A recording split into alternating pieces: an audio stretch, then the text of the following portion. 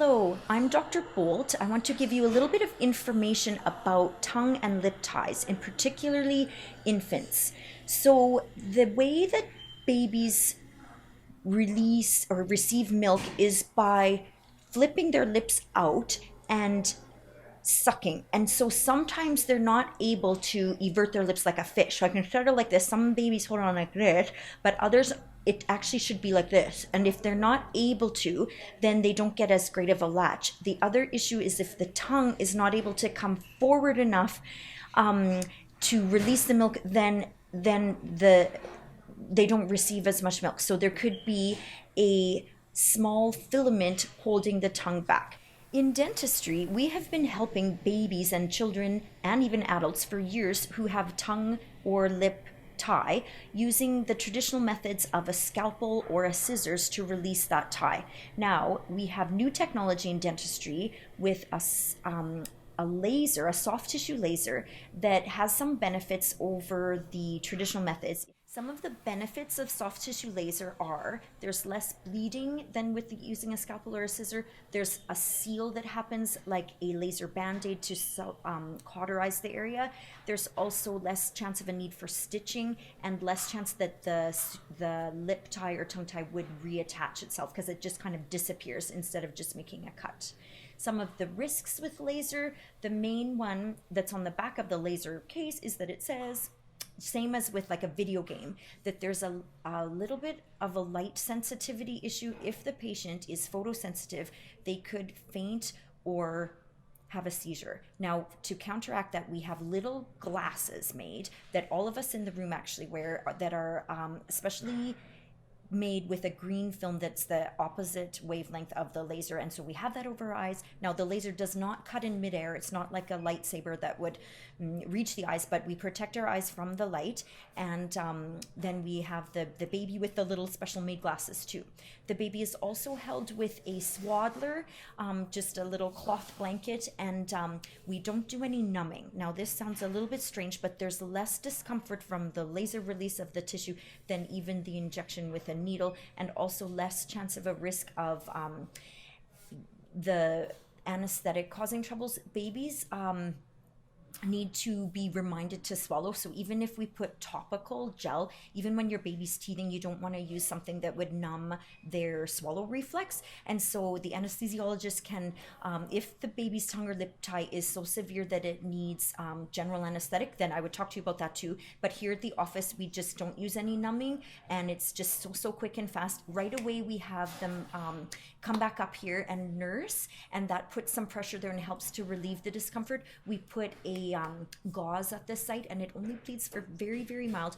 There's several types of lip tie that work really, really well with laser. When the ligament is very white and thin, the laser just erases it very quickly. If the tongue or lip release or tie is very wide and red like an elastic band, then it's a little bit beyond the scope of what the laser can do. Those ones may benefit from being referred to an oral surgeon. There are a few here in Edmonton who have now joined in our community of helping the babies, and they're very adept at doing, and they've been doing it even before us with laser, but at doing the surgery where they would use a scissor or a scalpel and do a Z-plasty, like fold it in half and suture it down. So if your baby has a nice white, thin, fine webbing that's above the floor of mouth, there's sometimes this term called posterior tie or submucosal tie. Those are beyond the scope of what a laser could do too. It only can go to that blue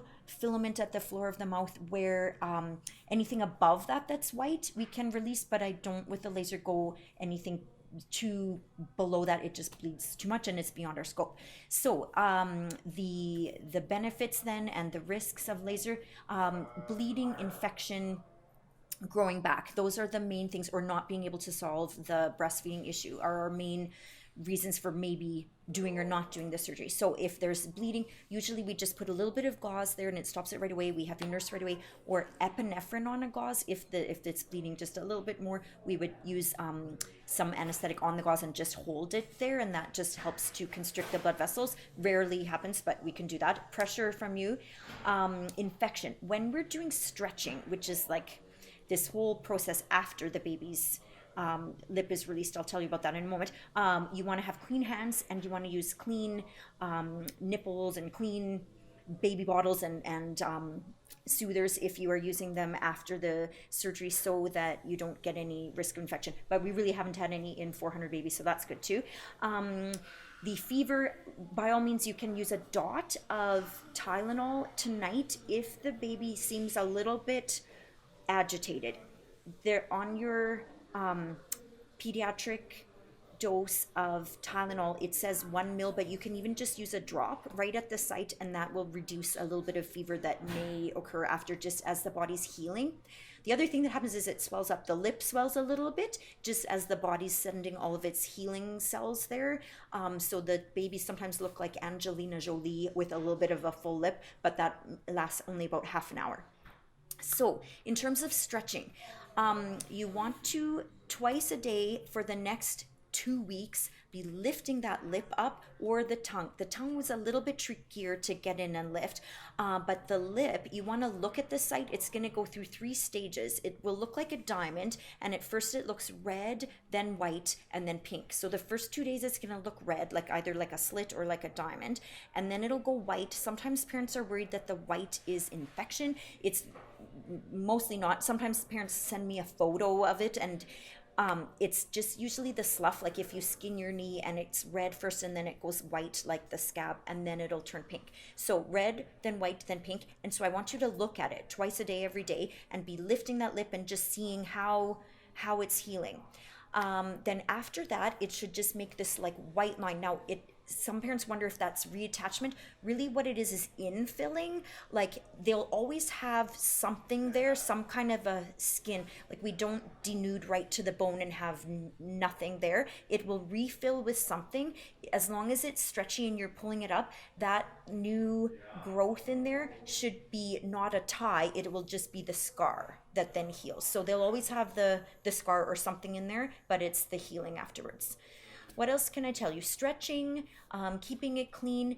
It's a wise procedure. It's a smart thing to do if they're not nursing. If we're able to stretch, like if we can get the lips to evert well, it's not a disease to have a tongue or lip tie. That is okay. It's just how well is the baby functioning. So if we feel like the benefits outweigh the risk, like that we should release it so the baby can get a better latch, then we're all for it. Now, if we're just doing it because you think that there might be a space between their teeth later, that's not a good enough reason. It's really not a problem to have a space between the 2 teeth, and that can be addressed in the future if with orthodontics, and often it just closes in with the adult teeth. So I wouldn't do it just for the space between the teeth. And also some parents hear that if the tongue is tied, the child may be more prone to cavities.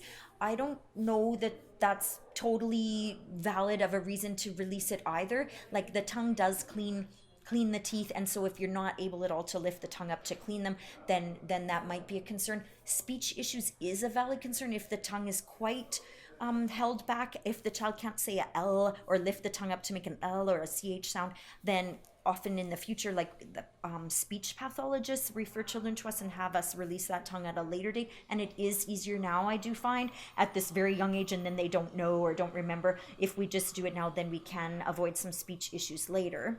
So those are basically my tips and my advice that I would give you just before we look at the child. So I will be happy to answer any questions you would have about all of that. But I hope that gives you a little overview of the babies and the tongue and lip tie. Thank you.